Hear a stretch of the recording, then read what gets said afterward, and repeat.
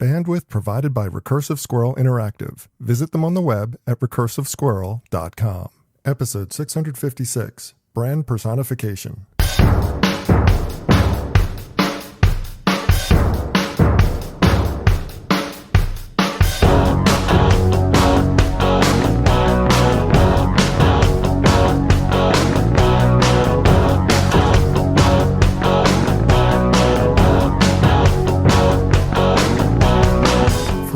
December 6th, 2021. It's time for this week's edition of the BeanCast, a weekly discussion about the news and issues facing marketers today.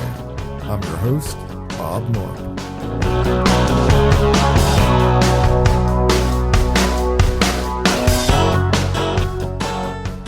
Thanks for joining us. People don't buy from companies, they buy from people, or so the mantra goes. But currently it's the brand strategy du jour as brands attempt to personify their marketing approaches. Are they really fooling anyone here? Tonight we'll discuss. Also, the digital return of layaway, Twitter posts Jack Dorsey, why Facebook has backed away from their crypto ad ban, plus this week's Fair, Fail, Foul. That's the lineup. Let's meet tonight's panel.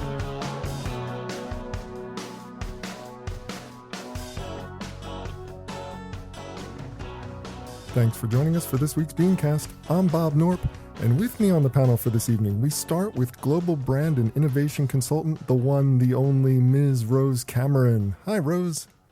Hey, Bob. How's it going? It's going fantastic. Vacation is coming up soon. I'm very excited. Excellent. Now, next, we have the academic director and clinical assistant professor for integrated marketing and communications at NYU's School of Professional Studies. And incidentally, my boss, if you want to call him that, Mr. Michael Diamond. Hi, Michael. How are you? Hey, Bob. Lovely to be on the phone with you and with the rest of the panelists tonight. Yeah, glad to have you. Now, also with us, we have the Senior Director of Product Marketing at Oracle, Ms. Tamara Pruitt. Tamara, welcome back. Thanks. It's great to be back again, Bob. And by the way, happy Hanukkah and happy holidays to everyone out there. Yeah, it's just like it's getting close to the end of the year. I've got one more show to do before I'm out of here. So fantastic. Wish everybody a happy holiday. And finally, we welcome back to the show for her annual appearance, the creative chair at Mullen Lowe Traina, as well as senior advisor at Educación, calling in from the Philippines, Ms. Lee Reyes. Lee, welcome back. Hi, everyone. I can't wait until 2022. I think all of us are waiting for 2022, hoping it's a little bit better than it's been for the past couple of years. Yes, please. Well, let's jump right into the topics. And the first one we're going to talk about tonight is there's the hot trend in marketing right now, and it's personifying the brand, making the brand actually seem like it's a person, a real person, not just an amorphous company. Now, working from the insight that the customer doesn't trust nor like to buy from companies, many brands are working overtime to make their brands seem more like an individual. Rose, take us through the process here. This is nothing particularly new per se, but people are doing it a lot more and brands are taking it a lot more serious. And what are your thoughts about the effectiveness for the approach? I had to laugh when we first talked about discussing this because I was one of the very early advocates for archetyping brands. And, it goes back to Young, for goodness sake. It goes back to Joseph Campbell. And then the most recent, big name was David Acker. Lots of people at Y&R. This has been around since the beginning of time, essentially. These are all the narratives that we as human beings really glom onto and look for in our lives. So if I'm buying Nike shoes, I want to tap into that heroic part of me that brand actually has. And that personality is the hero archetype. If I'm looking for a sage, I'm looking, say, for Oprah Winfrey and her company. If I'm looking for an innocent, I'm looking for Coca-Cola or I'm looking for McDonald's, both of whom I've worked on. And sometimes in combination where the innocent is around rejuvenation and you're often dealing with the shadows on those archetypes because those brands aren't necessarily perceived as good for innocence, right?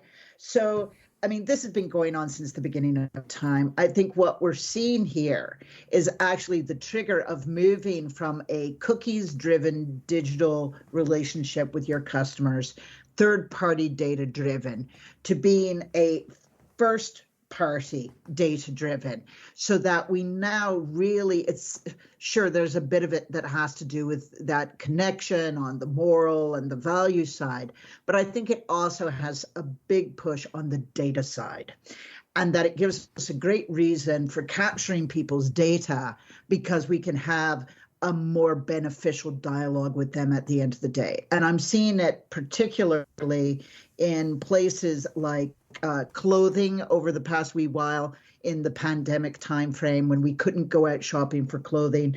I'm a heavy user of Stitch Fix. They've got stylists that I interact with directly. I have relationships with those people. They then push back different clothing that they think personally that I would like.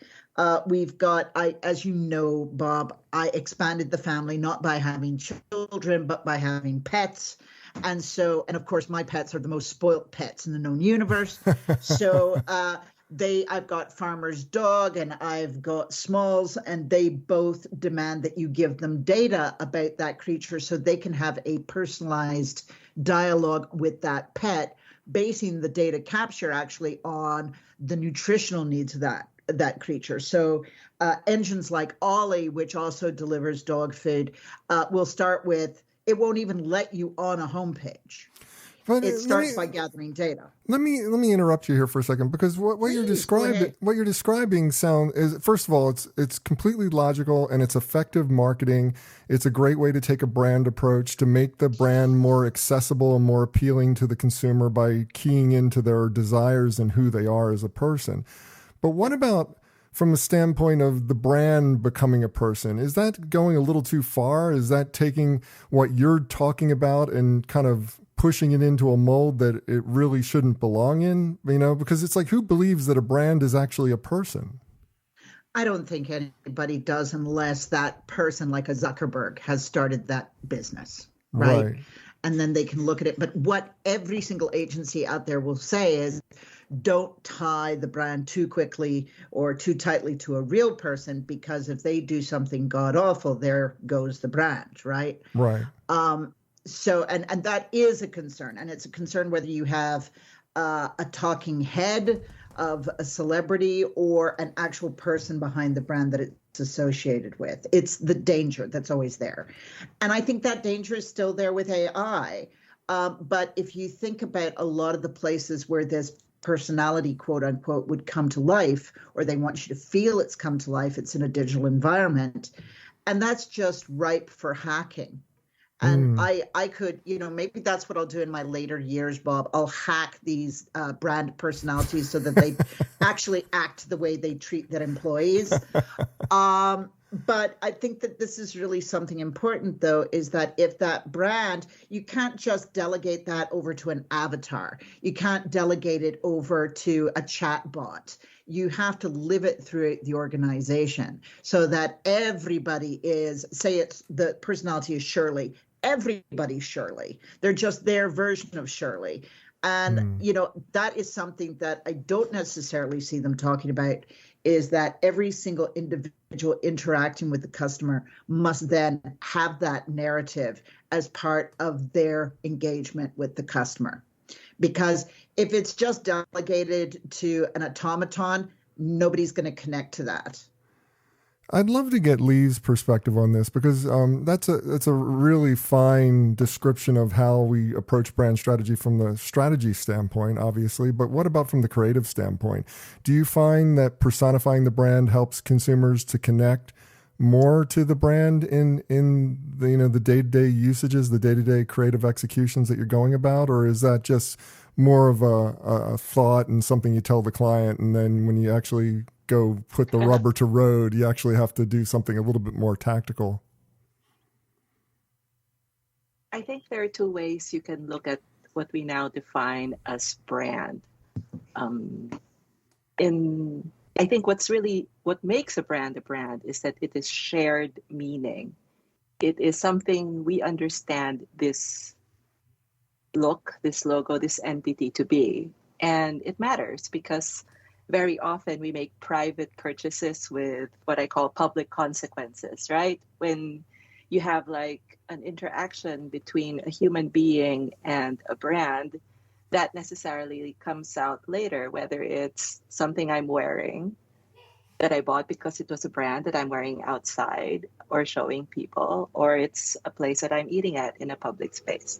So in much the same way that people have different faces towards people depending on the context, because I always believe in context first, then I think brands behave the same on a macro level and on an individual level. So when you're, for example, when you're doing interactive or communication pieces for a brand whose personality or persona is supposed to be this way, if you're speaking to a lot of people, you essentially put on your, sorry to go all Myers-Briggs on you guys, but you essentially put on your ENTP hat as a brand, right? Or your ENFP hat, your extrovert hat. But if you're talking a bit more privately, meaning it's a personalized approach to a smaller group or a targeted group, then you probably put on something else. And I think the more, whether I like it or not, as a practitioner, the more we encounter these hyper-personalized, meant for you kinds of comms based or structured on your browsing history or your first-party data, sometimes it becomes more and more dissociated from the public face or the public personality of the brand. I actually don't know if that's good or bad or somewhere in the middle, but I do think that perhaps it's a way to look at personality, meaning how are we as people with other people? And if people can behave differently with other people depending on the context, then I guess certainly so can a brand. You know, the way you describe it, the way that both you and Rose have described this to me, I mean, this sounds more like the approach to take is to go about trying to make the brand fit what the customer wants, which is just plain logic. I mean, that makes sense. And it's almost like this whole article that talked so much about personifying the brand or making the brand seem like it's an actual person is not really what's happening out in the marketplace. It's more from the standpoint of like, that's a cool thing to say, but what you're really doing is trying to anticipate what the consumer's needs are and then launch a set of tactics or strategies that are going to effectively make that customer feel comfortable with you and feel comfortable with the brand. Michael, I'd love for you to jump in at this point. I mean, how do you feel about my interpretation of what's been said so far? And also, do you feel like consumers are really being fooled here in any way, shape, or form? That if you're not being genuine to who they need you to be, it doesn't matter what kind of persona you put forward, you're not going to effectively win them over. Am I right about that, or do you have a different opinion?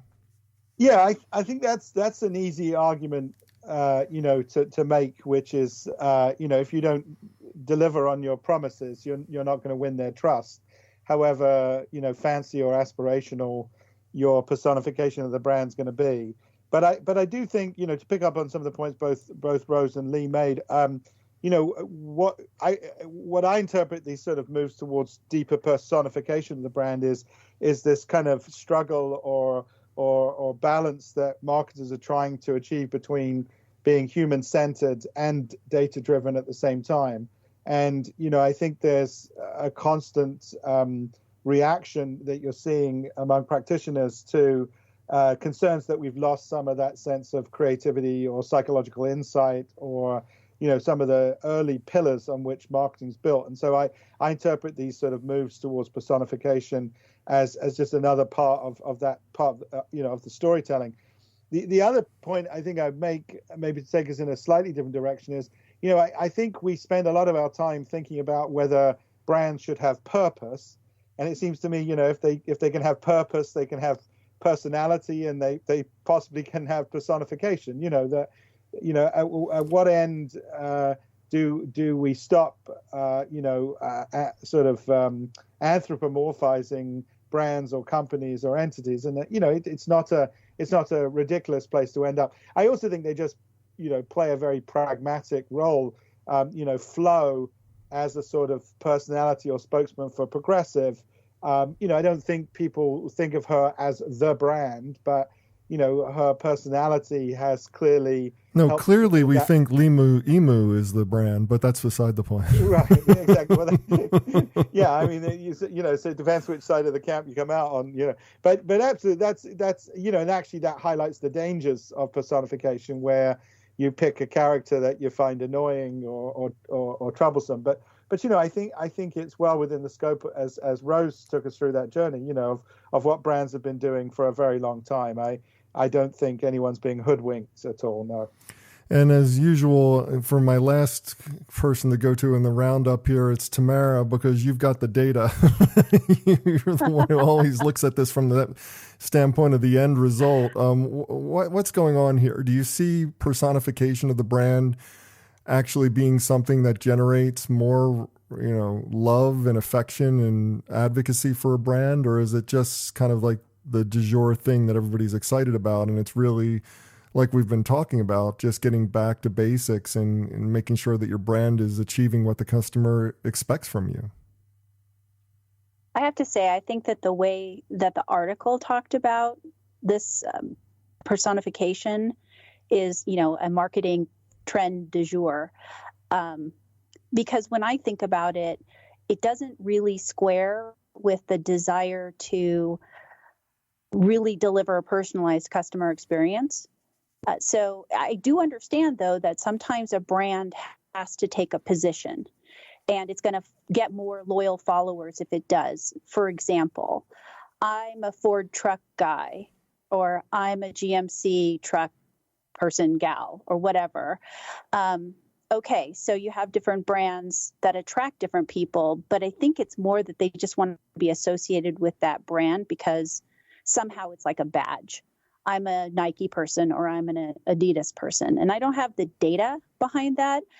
But what I do have is a lot of data that says that marketers really want to use data to personalize their marketing activities. And if they take too strong of a stand to create a persona, then it could be a really big turnoff to a lot of the people they're trying to personalize to. So for me, it just feels like there's some opportunity to do something different in the market to stand out. And so a few brands are taking advantage of that. But it doesn't seem to me like a big trend. I like the way you put that. I mean, it's just like when you're talking about what the brand, like when you put forward a personality, it's not necessarily going to generate affection for you. It's more that you want to feel part of something bigger than yourself. And, when you're talking about fitting in as part of something bigger than yourself, my question to Rose is, does this mean that the brand is not the be-all, end-all here, that it's more about trying to reach into the friend group of that customer and make sure that the friend group is taken care of so that everybody feels like they're part of something bigger, because that's who people connect with. They connect with other customers. They connect with people who have similar likes and wants in this world, and they feel like they're part of something bigger. And the brand is almost tertiary to that equation. It's more about trying to fit in with the friend group that you have, or the larger friend group of extended acquaintances that you have. Well, exactly. I mean, if you look at the cult of Harley Davidson. Yes. Okay. Yes. This is the outlaw brand of all outlaw brands, right? And all of these professional men who turned 40, 50, same with the women. I'm not sticking it to one gender. And they said, oh my God, I'm a boring, money-making, conservative voting person. I need to break out of that mold. I need to get a motorcycle. I'm not dead yet.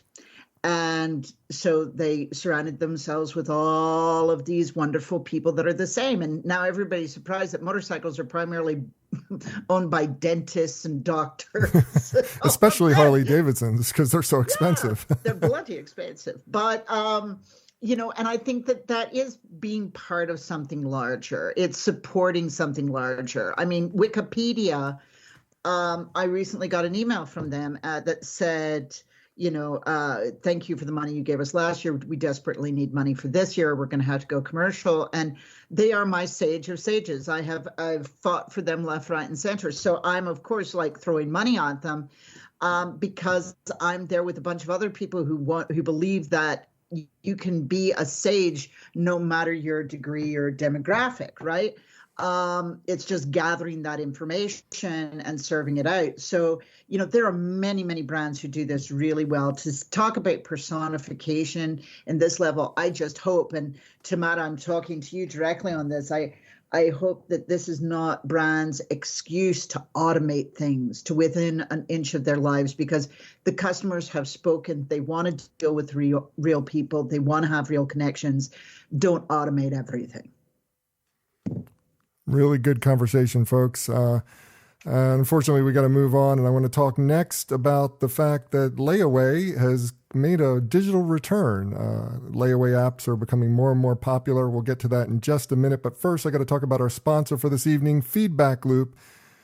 Look, if you're a product manager, an innovator, startup guy, whatever, anybody in that field, you know how hard it is to be sure your next big idea is going to be a hit. In fact, 85% of new products fail. Now, that's no lie. That's a lot of failure going on. And a huge reason for all that failure is that it's just too hard to validate product market fit with consumers. Now, old-style market research is slow, complicated, too expensive for fast-moving teams trying to build something great. But if you could test out your ideas, your product ideas and other ideas with target consumers whenever you want, before you put all the time and money into development, that would be a game changer. And that's what startups and Fortune 500 companies do with Feedback Loop. They get quality feedback from their target consumers early and often. Now, Feedback Loop is the test before you invest product research platform. It's got expert templates for concept testing, user discovery, prioritizing features on your roadmap, and a whole bunch more.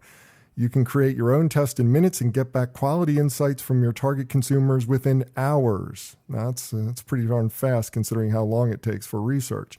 And the best part is, if you go to go.feedbackloop.com/BeanCast, that's go.feedbackloop.com/BeanCast, you're going to get 3 full tests for free. Pay nothing. It's that easy. So if you want your next product or feature to be a hit, test before you invest, build but based on data, not opinion, and launch with confidence with Feedback Loop. And we thank them very much for their support of our program. Well, Layaway is kind of like a thing that we thought was dead. It came back a few years ago. A lot of brands, a lot of retailers were trying to bring it back. And then suddenly Klarna came along and Afterpay. And Layaway has found a new life in the digital age and has taken off during the pandemic, especially during the pandemic. A lot of people doing pay on time. So, Tamara, is this ultimately a good thing for retailers, or is this what I'm afraid it might be, a nascent sign of trouble for the overall economy? What's your opinion about the popularity of Layaway apps right now? I'm so glad that you put this one on the schedule for today because, first of all, I just have to laugh. There's this term layaway, and everyone, my age knows what it means, but yet they come up with the new term, buy now, pay later, and they call it BNPL. And I'm thinking to myself, it's layaway. Just call it what it is. I know. But no, we have to come up with a new name. So BNPL is this new idea, apparently, that that you should buy things that you can't pay for right now. And there was the article in Adweek was put together by Klarna. I don't know if I'm saying that right. It could be Klarna. But the information in it, the data, is really like, don't use it. It's too much inside baseball kind of stuff. Because, they're saying that they've seen a 129% increase in U.S. Cyber Monday sales with a payment off. And that's because of the data that they didn't have as much usage last year. It doesn't mean that, buy now, pay later is 129% higher. So what I did was I went and looked at some other data. And, I went This back is why to I love Adobe having you on the because program. You always have access to more data. I do. And if I haven't got it, I will find it. Trust me. But it is up, actually. It's up 21% according to Adobe.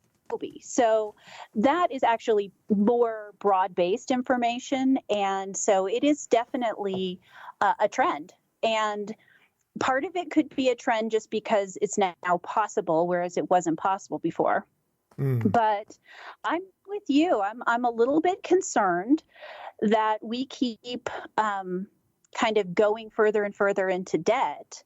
But I have had this concern now for 2 or 3 years, and it doesn't seem like my concerns are anywhere close to economic reality. So maybe I'm just old school, but it doesn't seem like we should be buying that much stuff that we have to pay interest on if for the holidays. So now let me ask you about that. That was something that was unclear to me with the article, and maybe I just didn't read as closely as you did, but it seemed to me that this was true layaway, that you weren't paying any interest on this because you weren't getting the item. You were paying in installments and then getting the item, just like a layaway program. Is that not how it works? Is it like something that is more interest based?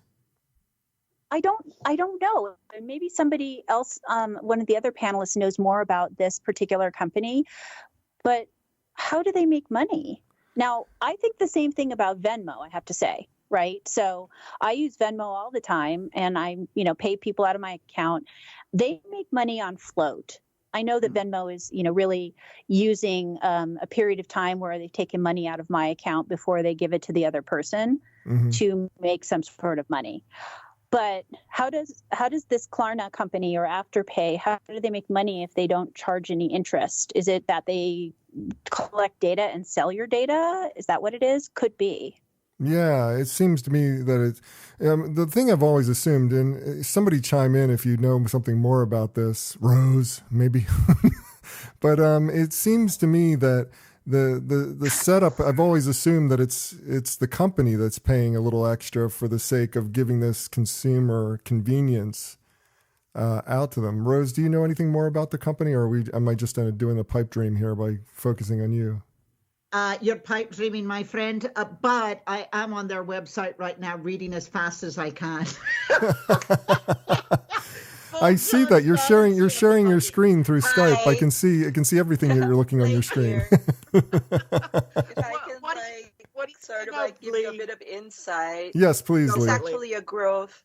This is a growth area in emerging markets.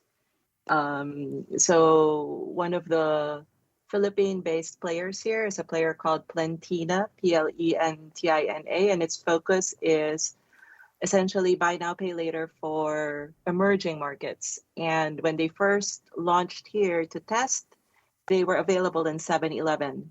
So I think there is a different point of view around installment plans in general in emerging markets. We've had installment plans forever.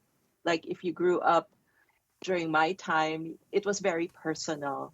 So is Avon direct selling still alive in the United States? I have no idea. Yeah, Avon's still around. Yeah, but direct selling here has always been very personal. And it was the Avon lady or Avon person essentially telling you that you could get this because she knew you, right? That you could get this item on installment and that she would just come back and see you and get the next payment and the next payment. So imagine.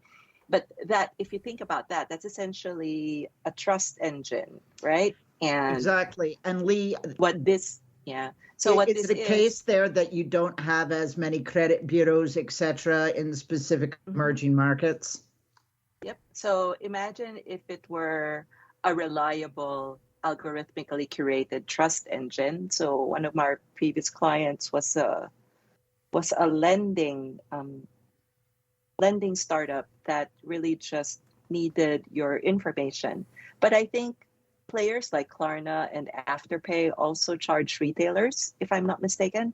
So they could also be testing revenue models as they scale.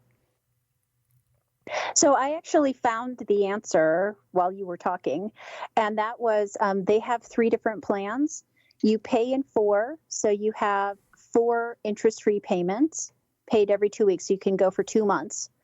But then I assume if you haven't paid your bill, then you're going to fall into paying interest. Or you can do the pay in 30 days, which is really not that much different than a credit card, but maybe you don't have a credit card, so you need to use that. But then if you don't pay in 30 days, you're paying interest.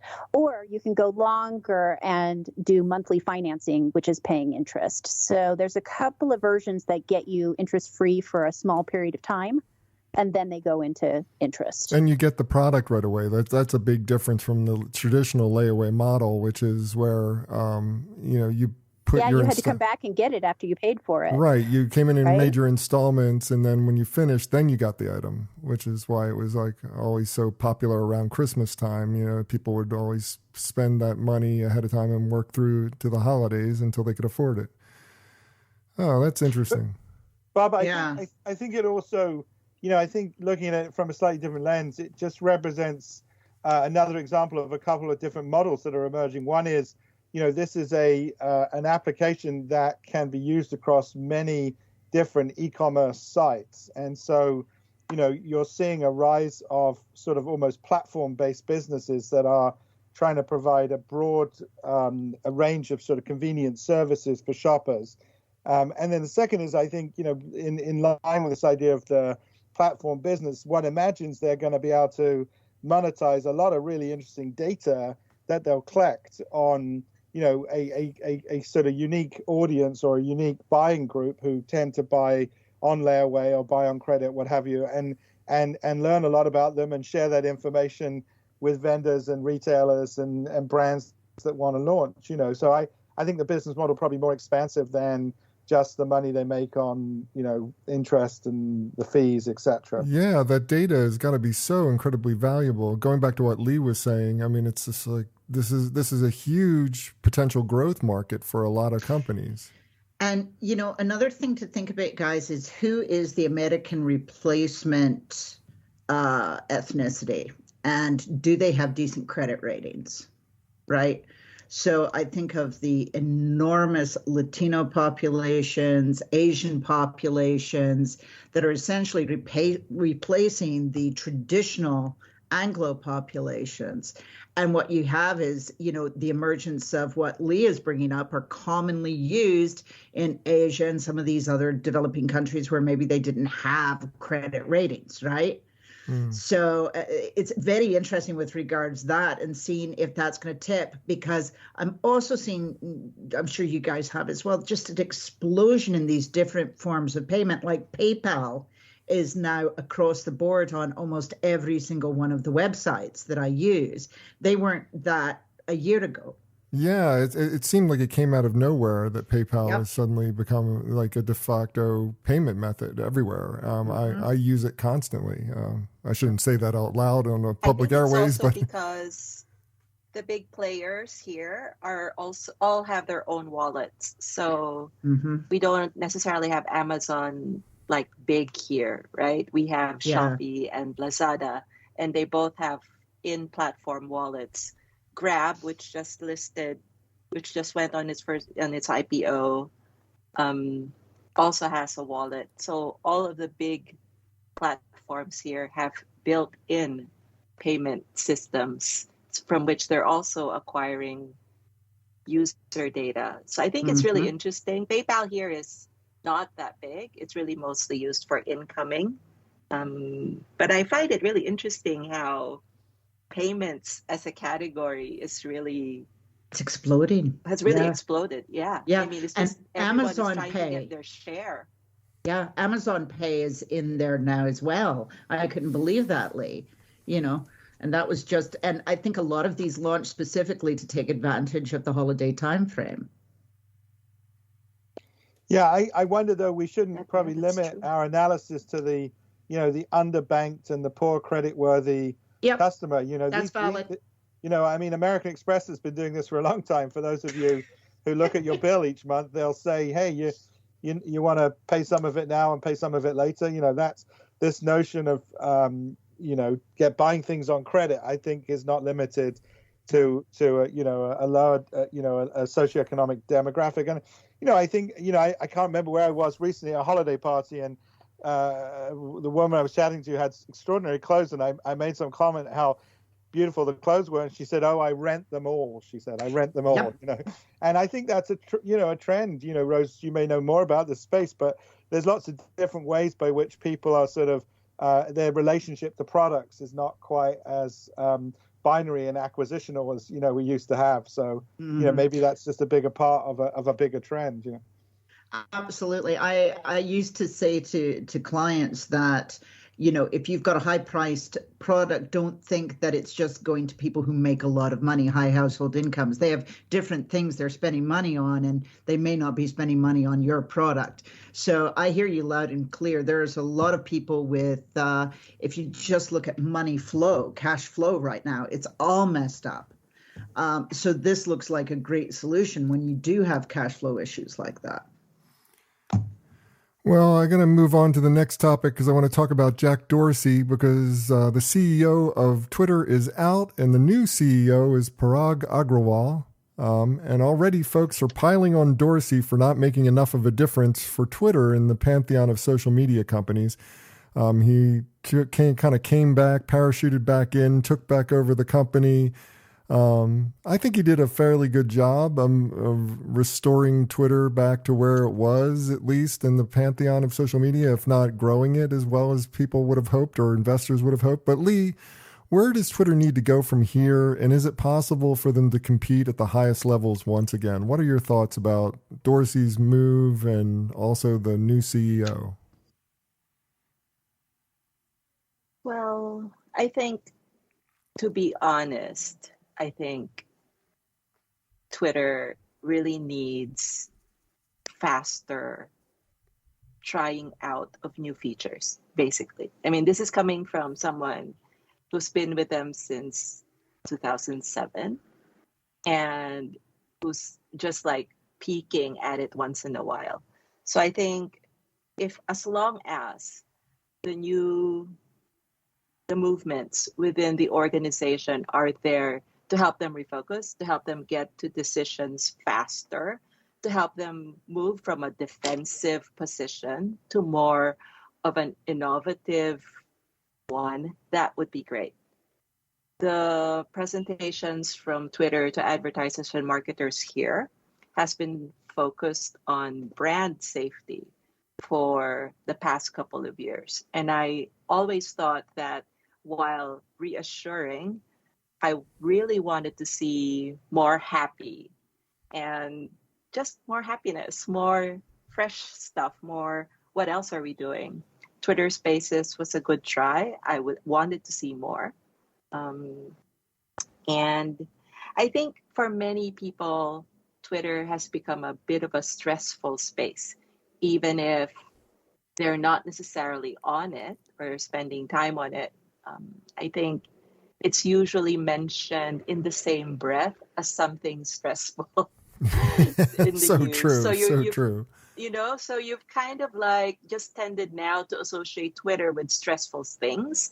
And this is the reason I think that people have fled or escaped into kinder, less aggressive social networks like TikTok. It's just easier on your nerves, and you don't want to be venturing into aggressive spaces right now. That's a really interesting insight, Lee. I want to go to Michael on that one. Michael, do you agree with what Lee's saying, that certain social media platforms have become stressors for consumers, and that stressor environment is the real problem for, the growth and well-being of social networks? Yes, but I think that the underlying phenomenon of social media networks is also being repurposed around mindfulness apps and writers groups and productivity programs and all sorts of other very positive endeavors in society, bringing people together around social purpose causes. So I think you've got to perhaps disassociate the platform and the technology from some of its specific uses, which, obviously are salient and scary, but which are more around sort of news and, or fake news, and a lot of, quite damaging and toxic social comparison. But I don't think this is a death knell of social media in any way. I think it's going to be repurposed and reused, and it's become very much another part of how we communicate and engage and interact with each other. As I'm thinking about it, you bring up a lot of good points there, Michael. But as I'm thinking about it, I'm thinking that social media's strength is FOMO across the board. I mean, it's like you go to Instagram, you see a picture of someone on vacation, you go, God, I wish I was on vacation. Or if you hear somebody talking on Twitter and getting a lot of followers, you just kind of have that FOMO going on. So it's almost like social media thrives on stressors, but at a certain point, the dynamic of the stressor on that one platform becomes far too much for humans to deal with, or most humans, the general population, to deal with. And all that's left are the people who are really feeding into that stressor environment, and it just becomes toxic. I know that Facebook has struggled with that. I know that Twitter has definitely struggled with that. Bob, I just make the point, which is not meant to be an old fogey point, but you can go back to, I think, Roosevelt, who said social comparison is the thief of joy. That's a human, that's just a part of our human psyche that we've had for many, many years. I don't think it's the first time, we've found it stressful to compare ourselves to the success, and progress of others, whatever media. But I will interrupt you, because it's just like, you're absolutely right. This has been around since the beginning of time. We've always had this sense of like, you have what I want it. But there's something about social media that amplifies that and makes it. And I don't disagree with that. I just think that it's too easy to say everybody's going to abandon it because of that. And what I'm arguing is that agree. I think people are finding other avenues in which to integrate social media into their life, which is positive and reinforcing. Maybe it's not labeled Twitter any longer, and it's apps that have social media components within them, or but I think it will find a new outlet, for positive social good. I've said since the very beginning of Twitter. Let me add something, Bob. Okay, go ahead, Tamara. So when I think about Twitter versus some of the other social media networks, I have a lot more control over what I'm fed in the other networks, because if I don't like somebody in my network and what they're saying, I can unfollow them or block them or whatever. But in Twitter, it's like the fire hose, and their recommendation algorithms send me quite frequently a lot of stuff in my feed that makes me absolutely so upset all the time. Agreed. I'm the same way. It's like they don't, and maybe it's a good thing, because I'm able to really isolate myself into the people who only think like I do in other social media networks, whereas in Twitter, I can't. And so it makes me more anxious, but maybe it's a good thing, because I need to hear what other people are saying and thinking. But it's so stressful right now, I have to agree, that I just can't get on there. I used to be on Twitter all the time, and now I can't get on there because I just get in arguments with people on Twitter. And that's just not good for right now. So, Tamara, given all the things going on. I know there are others who want to comment, but I'm curious. Can you even watch television today, the television news, without getting not the news? I cannot watch the news either. And I guess that's my point. Yeah. There's a lot of media channels. Right. I need to curate my news right now, or just not hear it, because it makes me too anxious. And maybe that's what's happening to Twitter. And I think that the fact that they put a product technologist in charge speaks to the fact that they're going to go through a very quick turn in terms of what the product itself can do, both from a consumer perspective and maybe from an advertiser perspective. I would look for massive product feature upgrades coming soon on Twitter. That goes back right to what Lee was saying right at the outset. I mean, it's just like they've been very slow to roll out new features, and now they've taken a a real stance on that and have put a product guy in charge of the company. I think that's a good sign. I know that everybody kind of jumped in a couple minutes ago to kind of say something. Rose, did you say something, or was it Lee who was jumping in? I had absolutely nothing to say. Okay, then it's probably Lee. Oh, that was me. Go for it, Lee. That was me jumping in, Bob. That was me jumping in. I was just wanting to comment on socialization and being integrated into other apps, and you're absolutely right. A lot of people actually fled to e-commerce sites here because e-commerce sites actually felt like a safer space.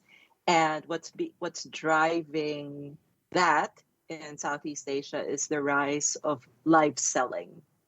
So we have where you essentially have this amazing crossroads of entertainment commerce and social commerce. We were talking about this on the show. We were talking about this on the show for the past couple of weeks about the fact that a lot of social networks are going toward the home shopping channel. They're trying to become a new version of the home shopping channel. That's really interesting. Over here, it's so personal, and I think you're literally just seeing people selling from their kitchen, right? And there's, aside from the intrinsic happy voyeurism that allows you, there's also this sense of real and authentic, and I'm buying from a real person, except they're selling on Lazada or they're selling on Shopee, and the platform gives the individual the credibility to sell. So I think there's this sense of, but it's also entertaining because you chat with them, they respond to you, and it's around a very specific topic. So you're not straying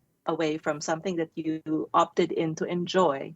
And I think there's that sense of, I gave a talk recently called Designing for Survivors, because essentially that's what we all are now, right? We went through a singular global event, and technically speaking, we are all survivors. And so just putting that lens on and looking at how people are behaving, reacting, engaging with platforms or each other, it's kind of clear to see that this will play out still, over the next several years. Lee, I'm so glad you brought this up, because I've discovered something interesting, that during times of great stress, I run to Etsy. It's true, my gosh, I don't want to look at my Etsy shopping cart right now. Oh my God, I'm not alone, thank God. But it's almost like it's my way of saying to all of those people who turn their energy from negative energy to creative energy, creating these crafts in their homes, good on you. I want to feed that positive movement, right?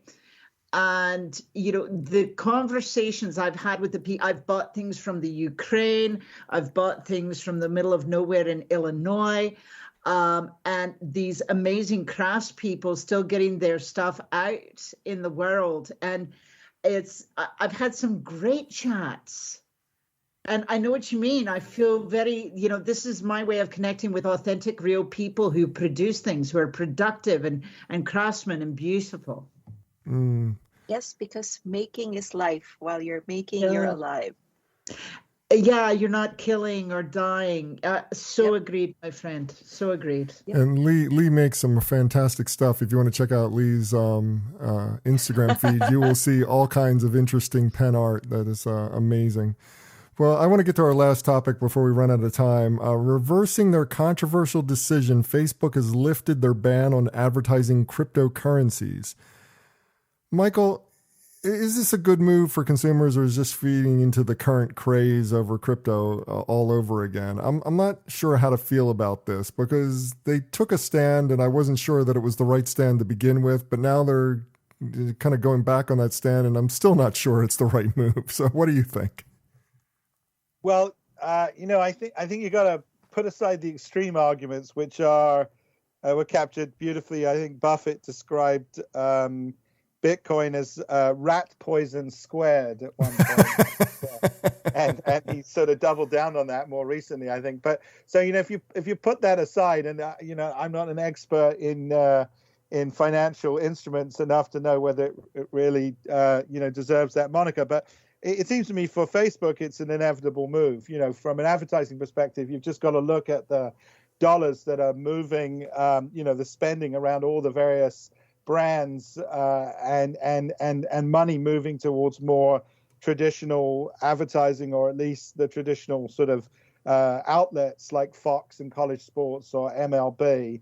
And, I think they're probably looking at this and saying, that's a lot of potential revenue to give up, where we could be participating in that revenue stream. And arguably, a lot of the kinds of people, the communications and marketing challenges that these brands need to resolve or need help with, are actually supported well by a platform like Facebook, for all the positive and negative reasons we just spoke about, but not least of which is its reach. So, I think that this is, sort of an inevitable move. It's not indeed such a big pivot as it's possibly being reported. They've been moving this way. I mean, there was more of an outright ban in 2018, but they've been moving to soften that over the last few years, and now essentially recognizing all 27 of the global authorities that have approved cryptocurrency or crypto wallets and ATMs.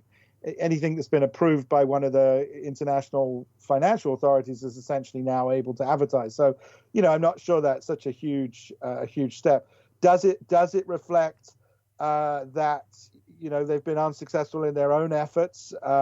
David Marcus's leaving obviously is sort of portentous, and we need to better understand what that is. And they've had a hard time launching their own cryptocurrency, but they got their wallet going.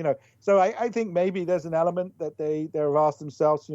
Is there another way to make money? Is there another way to figure this out? So.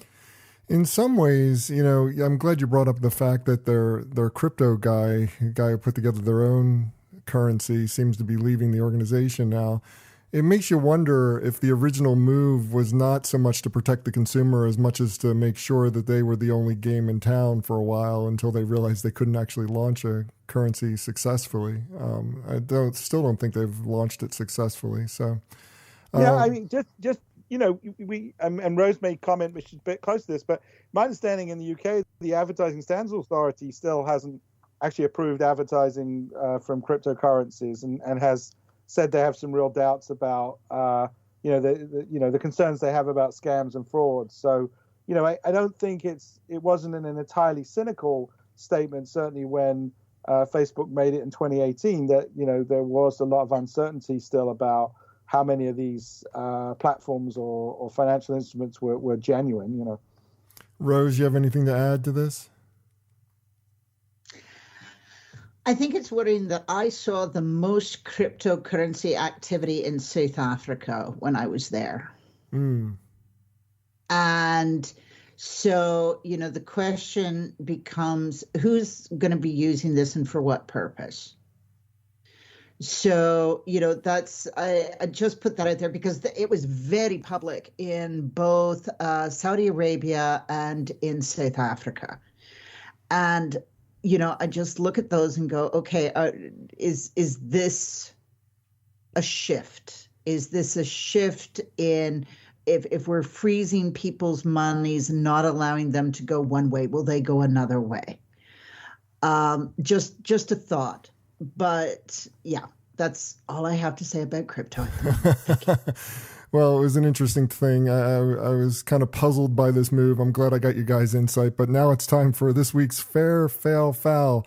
But before we get to that segment of the show, I do want to take this quick opportunity to thank my guests again and allow them to each do some shameless plugs, starting with Rose Cameron.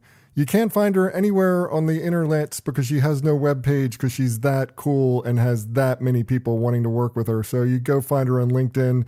Rose, tell us what's going on in your world. What would you like to promote? Oh, you are so funny. I love you so much. Thank you, by the way. What am I promoting at the moment? I think that we just need to promote booster shots. I got my booster shot for myself, my 85-year-old mother, and my 20-year-old daughter.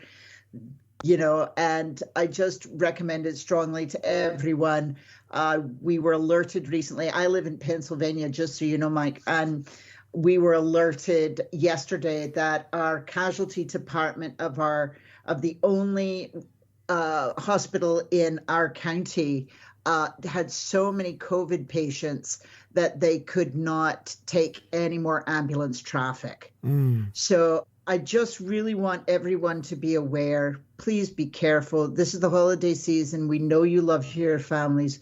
Please be careful. Keep them alive. Get a booster. Take care of yourself and the community. And that's what I want to promote. I've been boosted as well. I took care of Whitney this weekend too, because she had her fever reaction from her booster. So really, really glad that people are getting it done. Yeah. All right. Next up, we have Michael Diamond. You can find him at nyu.edu, specifically sps.nyu.edu, because he's with the School for Professional Studies. So tell us what's going on in your world, Michael. What would you like to promote? Yeah, I'm sure, Bob. And I think a shortcut is probably just to use my LinkedIn, look up Michael Diamond. So, I will do some shameless plugs, if that's okay. We run two major graduate master's programs, a master's in PR and corporate communications and a master's in integrated marketing. And the PR program was recently listed on PR News' Education A-List as one of the top programs in the country, which joins its award as the Outstanding Education Program from PR Week last year. So we're very proud of that. And we also just launched, and I think it's going to be a very exciting collaboration with the Advertising Research Foundation, the ARF. We've launched a certificate in marketing optimization and insights. So anybody who wants to sort of upskill, reskill in that area, and our healthcare marketing certificate is going gangbusters as well. So very keen for you guys to check out what we're doing, any of your marketers who want to sort of pivot in a new direction. But, just to pick up on Rose's invitation to be a little bit more thoughtful, I attended a fantastic talk by a guy called Rob Cross. I encourage you to read his book. But one of the things he said, which I've written down, it's my new mantra, he said, we need to come into interactions in ways that energize others. And I thought that was a lovely thought. So, yeah, it is a great thought. And, to also plug NYU for you, it's just like you guys have been really at the forefront of trying to get a great online education program going. So you don't actually have to be in New York to go and get these classes. There's some really great online learning going on as well. So it's pretty amazing. Tamara Pruitt, you can find her at oracle.com. That's the home of the amazing database company that everybody knows, and I don't know why I'm trying to sell Oracle. I should sell Tamara. So Tamara, what's up in your world? What would you like to promote? Yeah, for sure.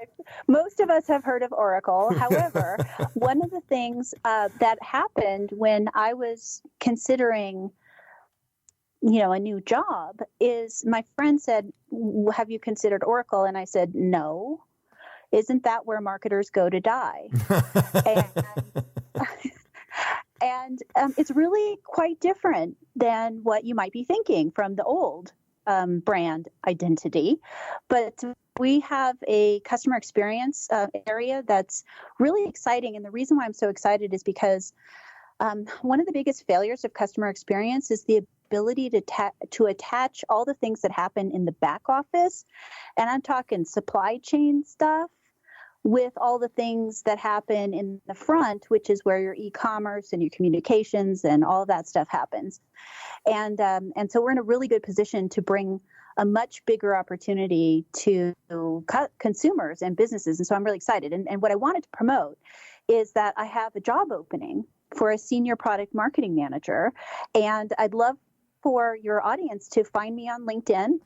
I was thinking about giving you my email address, but I was like, I think I'll get a lot of people who want to sell me something. So go to my LinkedIn and reach out to me, because I do have a really exciting role that is managing our content management system and also helping to promote Adobe marketing consulting services. So that's my promotion for today. Oh, fantastic. I love helping out the audience. So if anybody needs a job and is looking for something like this, Tamara would not lead you astray. She's good people, so definitely check her out and check out this job. Last but not least, we have Lee Reyes. You can find her at a whole bunch of different places. You have Low Mullen, it's Mullen Low. I kind of flipped that. And also this education, which is spelled funky, but I'll have us a link in the show notes for everybody. But tell us what's going on in your world, Lee. What would you like to promote? So I have three things. One is during the pandemic, we actually decided we wanted to try our hand at expanding our services. So we went into a joint venture with one of the country's largest CX and usability labs.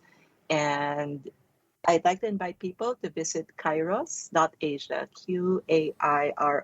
Quairos.asia, if you're looking for UI, UX, humankind experiences.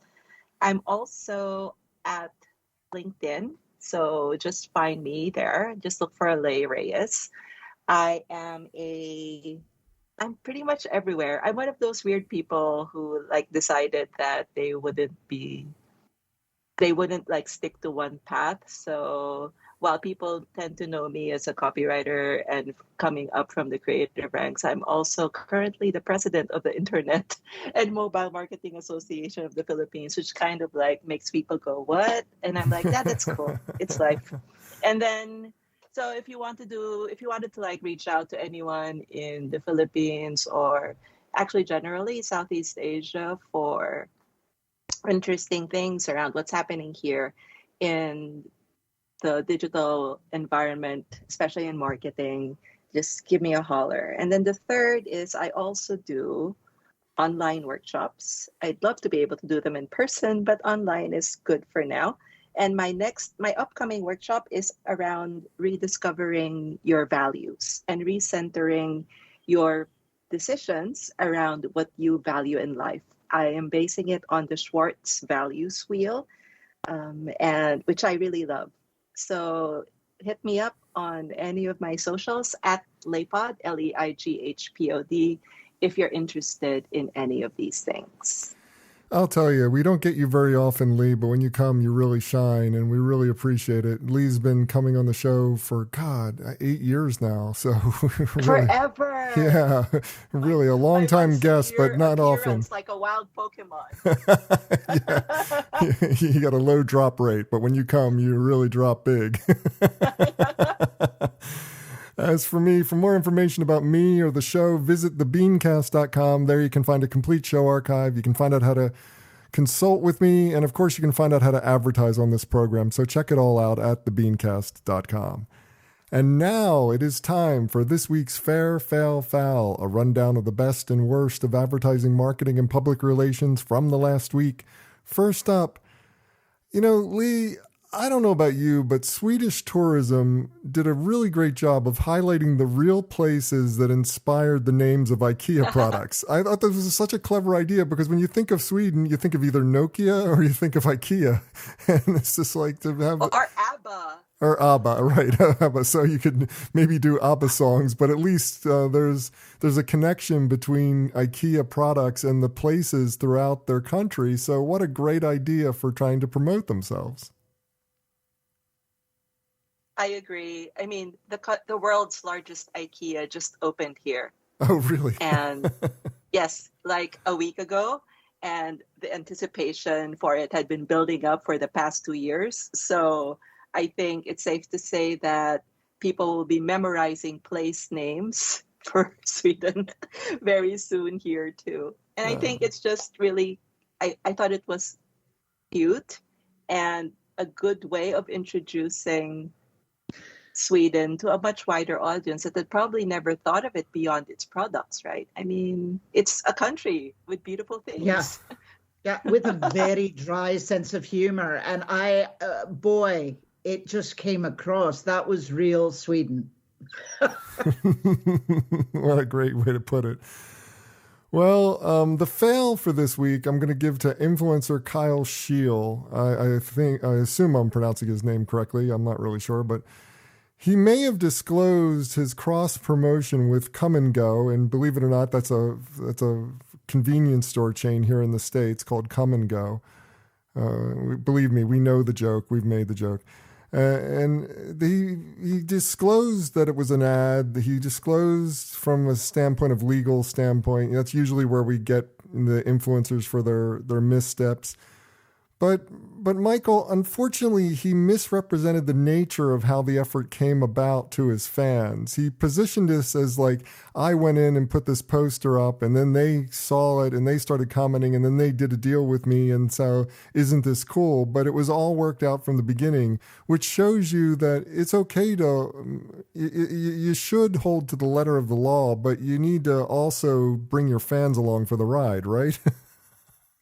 Yeah, I mean, he screwed up, but he did a pretty good mea culpa. If you guys watched his apology, and I think he tried to suggest it wasn't quite as bad as the press had suggested. But I'm not quite sure why consumers would expect, or that KOLs or influencers aren't working pretty closely in cooperation with the brands they promote. That just seems naivete on the part of the fan. So yeah, absolutely.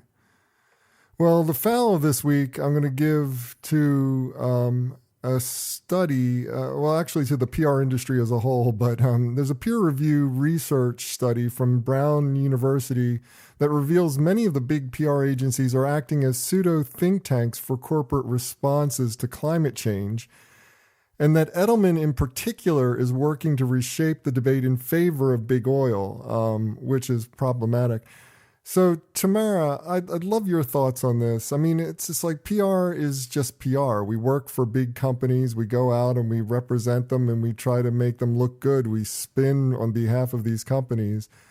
But when it comes to climate change, are we actually affecting more negativity into this debate, or are we actually part of the solution? Going back to Michael's comment about don't people who are following social influencers really understand that they do get paid and that they have sponsors and those people do give them some money. I feel the same way about this subject. Yes, there are PR firms, and yes, they work to reshape the narrative on behalf of their clients. I didn't really see why that would be so surprising. So it wasn't kind of a foul to me. It was more of a, this is life. This is what we do at this stage in the world, is that we try to shape a narrative and convince people of a point of view.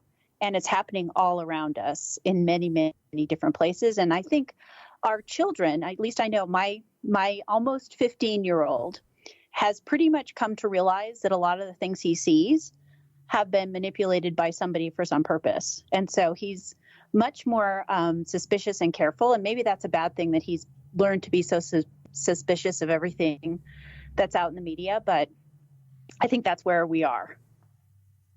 It's interesting, Samantha, because I've met, because I was doing a very, very large project on a product that is not popular due to environmental concerns, but the people who owned it were like, okay, well, we need to move on to the next thing because this thing is not good for the planet.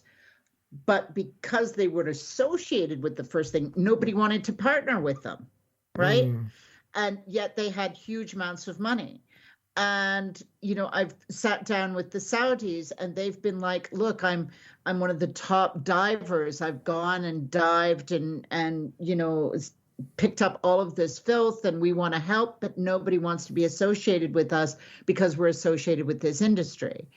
And I think that, it kind of behooves us to put aside our prejudices and sit down at a table and figure out how we're going to all do this together. The PR companies have definitely been switched on, and there's a lot of greenwashing out there, and we've always been aware of it. Everybody has been aware of it. If somebody thinks that they haven't, they're joking with themselves.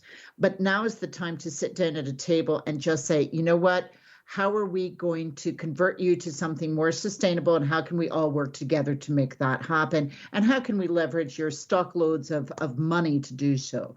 Yeah, absolutely. And as usual, the foul is always in that gray area of between, is it a foul? Is it okay? It's just like, it's one of those things. Is how we approach this every week. Yeah, and I agree with Rose entirely. I think it's called a lot of healthy soul searching, and these big companies, great storytellers, great thought leader partners need to think again about their impact on the world more broadly. So. Well, have a suggestion for this list or just want to discuss it? Comment online. Use the hashtag FairFailFoul. That's #FairFailFoul. And that does it for this week's show. If you'd like to subscribe to this podcast, visit our website at thebeancast.com and click on the subscribe link. If you're an Apple Podcasts listener, we've also provided a direct link to our listing there, or just search for the BeanCast in the podcast directory on the Apple Podcasts app. And whichever podcast directory you use, when you subscribe, please leave us a review.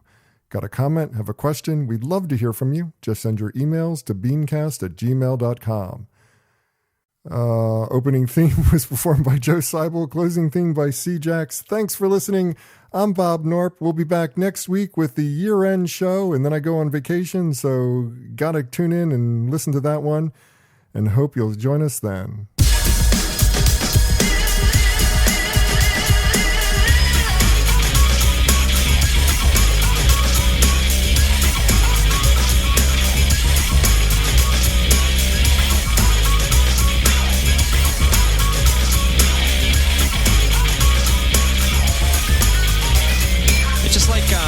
You know what I mean? It's like if it's, you know what I mean? I don't know, man. Just like, it's like, you know what I mean? Like, it's like totally like that. It's like, I don't know, like if it's, it's like, you know what I mean? Yeah, it's just like kind of, it just seems like it's just like almost exactly.